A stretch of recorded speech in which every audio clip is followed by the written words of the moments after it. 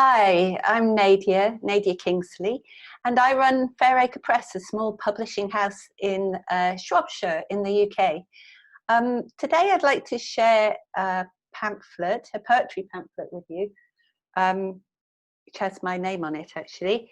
This is a collaborative poetry pamphlet that David Calcutt and I put together.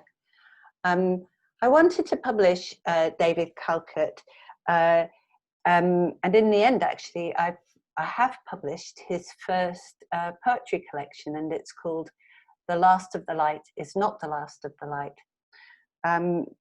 But before that, I was asking if I could publish a poetry pamphlet of his, and he sent me a load of poems, and a few of the poems I pulled out, I was saying, oh, I'd love it to be a themed pamphlet called The Roadkill.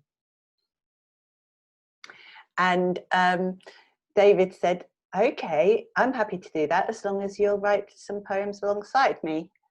And it was extraordinary, really, because I wasn't planning to do that. But I was so honoured. But also like scared, but I kind of upped my game in my poetry writing. Anyone who has worked with somebody that they admire will know that you kind of like pull your socks up and try even harder than normal, and that's what happened. Anyway, this was the result, and when it came out, we did a few performances together, and he is just such a natural performer. And I'm not. It was a lovely experience. We divided poems up. It was all David's playwriting and community theatre producing experience that was coming out. I had so much fun. Anyway, I would like to read a few of these poems. And the first one I'd like to read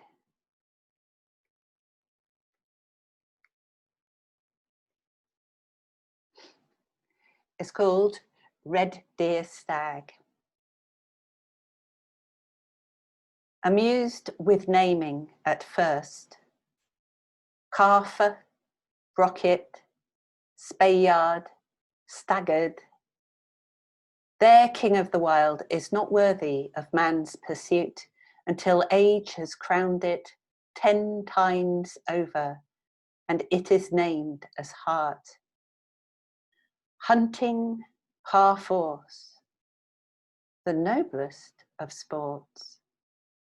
The quest, the assembly, the relays, the unharbouring, the chase, the baying, the unmaking, and the curé, grand words that camouflage the expert huntsman's tracking while drinks are downed, their chatter mounting, the grouping of the rash, the running hounds, all waiting while the stealthy limer noses out their quarry. Then they join in its running down, horses galloping, hounds bark, men shout, acceleration in pace and sound to its final moments when eyes stretched back, its hide lathered in grey sweat, shallow breaths labouring the moment for its last stand, then hounds commanded from attack, sword drawn and passed to the party's most prominent, the death, as if it means something. Then deer dissected, dogs rewarded, the head a trophy. Some stories tell how a stag can live millennia, and how a bone that is lodged in the centre of its heart protects it from a fear-filled death. This beast of venery, antlers hewn from ancient forest with velvet mossed branches, stands now on misty moorland, holds his head still, unwavering vision. While his harem of hinds ruminate on heather, he challenges the next rival by belling and roar call. They start to walk in parallel.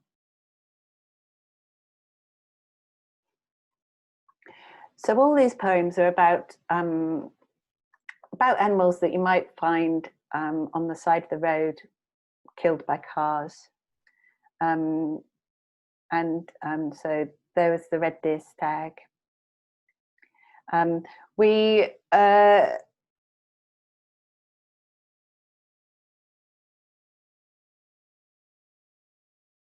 Well, it's also about sort of, it's a bit more than that, as you'll see from the next poem, to be honest. This one's called The Day After. The day after was a frosty spring morning. The valleys and dips spilled out mist, while the sky moved from grey to cerulean. The propagators, though reassuringly warm, had not yet held their seeds for long, but the trees were a-twitter, with great tits, a robin, and sparrows hopped along the hedge top, craning their necks as I craned back at them. There were drifts of sheep and higher bleats, and while I watched grape hyacinth eggs with daffodils stood over them, I thought, they're right. It is the time to start anew. And I felt biblical for that moment.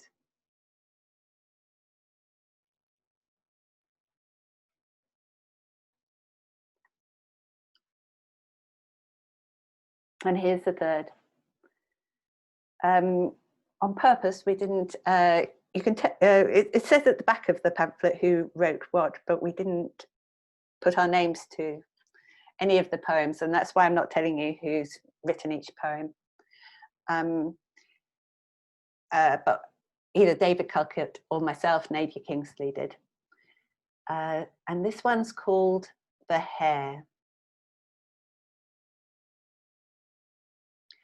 The hare, as if dropped from air, was suddenly there on the road ahead. It stood, a hare carved from wood in the shape of a god. In the morning's light, its fur burned bright, ears erect, upright, a holy sight. I could feel the heat of its body, the beat of its heart, the fleetness of its feet, the depth charge of its bone. Then the sun rose like the barrel of a gun, and the hare was gone out across the field with the world at its heels. It turned and wheeled, and on the breath of a prayer, escaped into air.